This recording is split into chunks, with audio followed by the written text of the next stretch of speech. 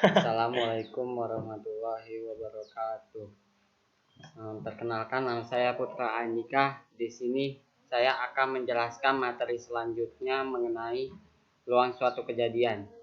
Yang mana peluang suatu kejadian ini terdapat pada kelas 12 semester 2. Di sini ada beberapa sub peluang suatu kejadian. Yang pertama ada kompetensi dasar dan indikatornya. Yang kedua tujuan pembelajaran. Yang ketiga ada persepsi. Dan yang keempat tokoh penemu. Kelima kata motivasi. Keenam materi. Dan yang ketujuh kesimpulan.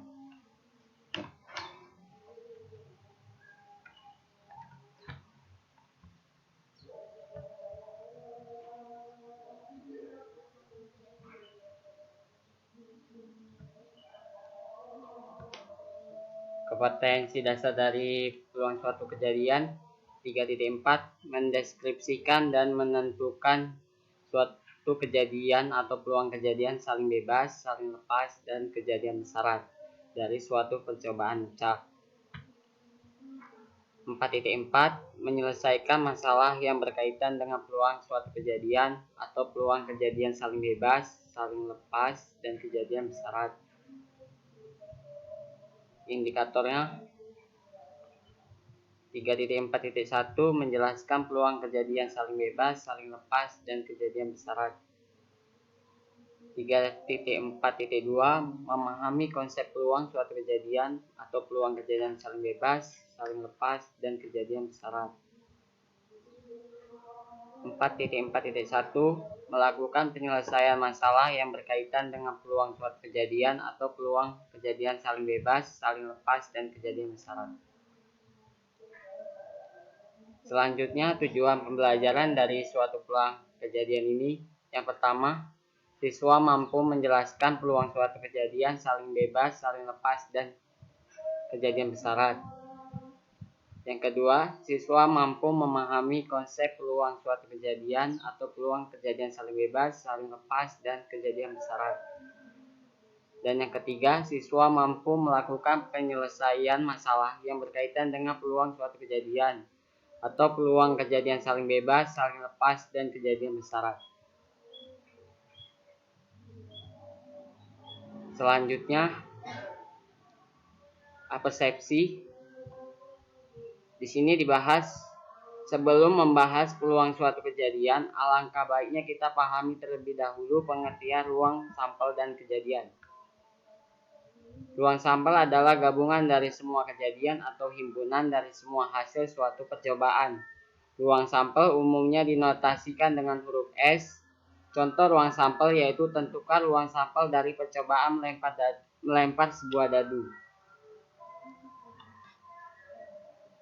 Maka penyelesaiannya, hasil yang mungkin muncul dari pelemparan sebuah dadu adalah muka dadu bertitik 1, 2, 3, 4, 5, 6. Jadi ruang sampelnya adalah S sama dengan 1, 2, 3, 4, 5, 6.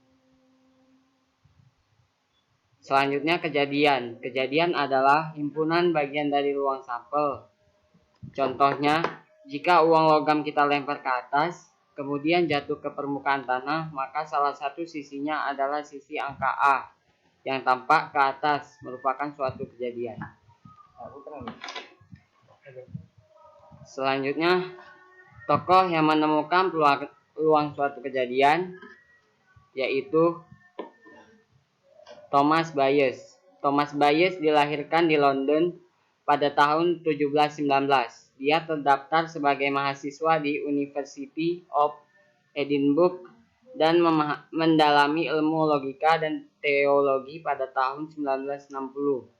Thomas Bayes mengembangkan teori peluang subjektif berdasarkan kepercayaan seseorang akan terjadinya suatu kejadian. Teori ini berkembang sebagai cabang khusus dalam statistika sebagai lengkap teori peluang. Kata motivasi.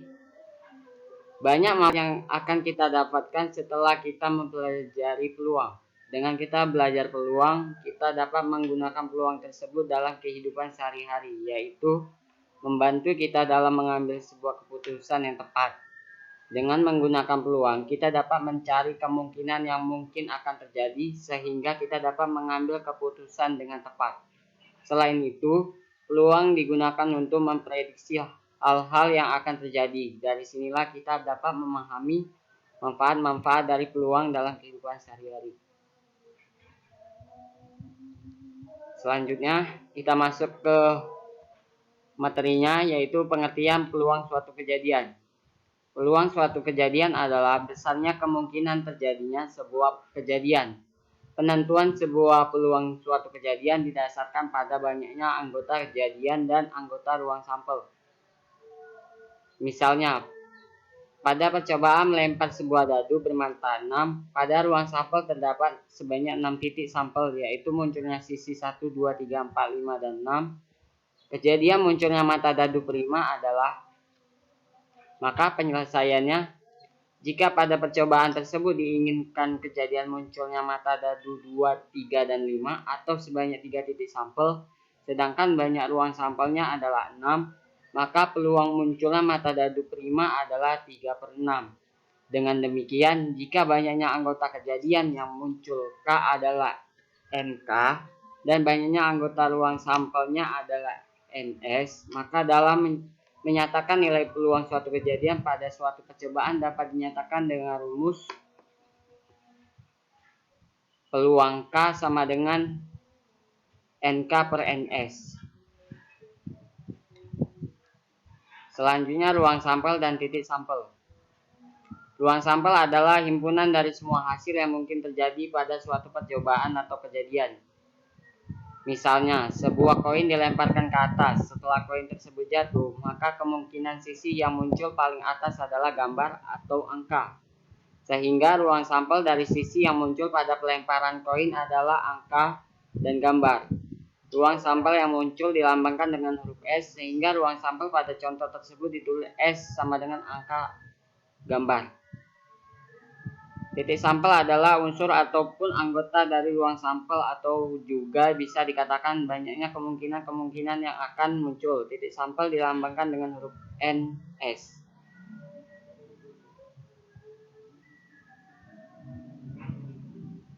Selanjutnya, peluang kejadian saling lepas. Terdapat dua buah kejadian A dan kejadian B dikatakan saling lepas apabila tidak mempunyai elemen yang sama antara kejadian satu dengan yang lainnya. Sebagai contoh, misalkan kejadian A merupakan kejadian munculnya jumlah mata dadu 8 dan kejadian B adalah munculnya jumlah mata dadu kurang dari 5. Maka penyelesaiannya, pada peluang kejadian saling lepas, rumus yang berlaku adalah peluang A gabungan B sama dengan peluang A tambah peluang B.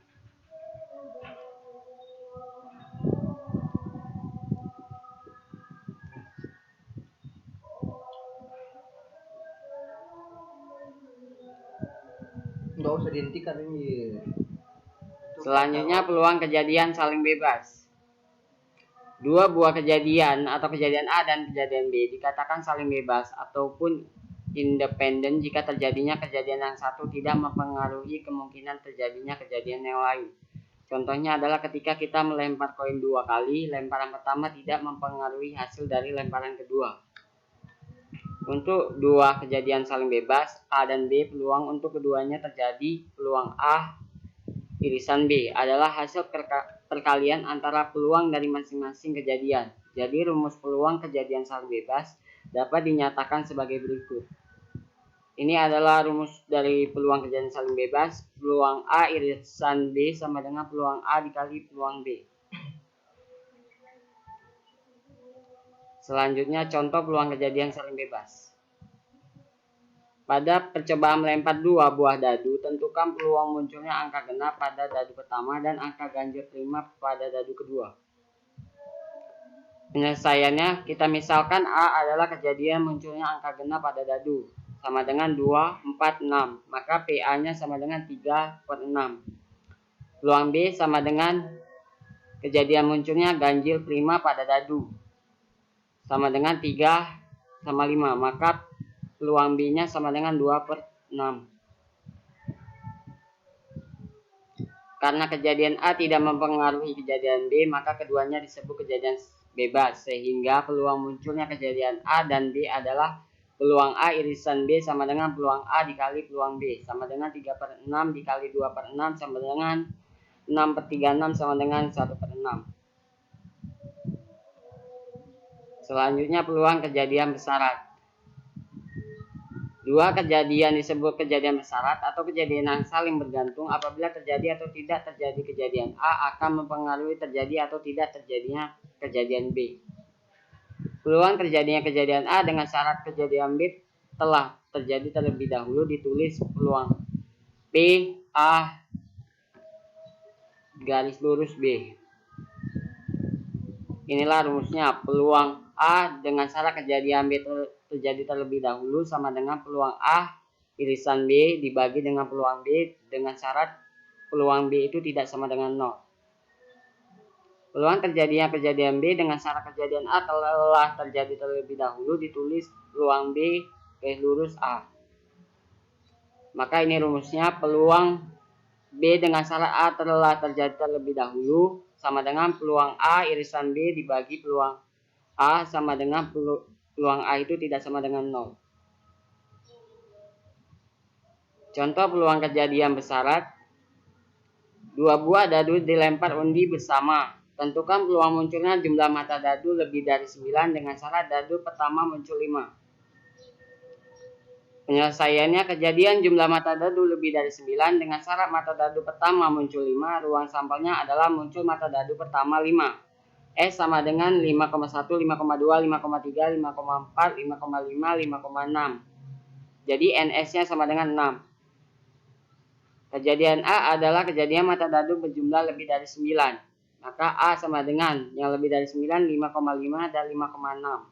NA-nya ada 2. Maka peluang kejadian muncul mata dadu lebih dari 9 dengan syarat dadu 1 muncul 5 adalah peluang A sama dengan NA per NE sama dengan 2/6 sama dengan 1/3. Dengan rumus peluang kejadian dengan syarat B, peluang A dengan syarat B telah terjadi terlebih dahulu sama dengan peluang A irisan B dibagi peluang B.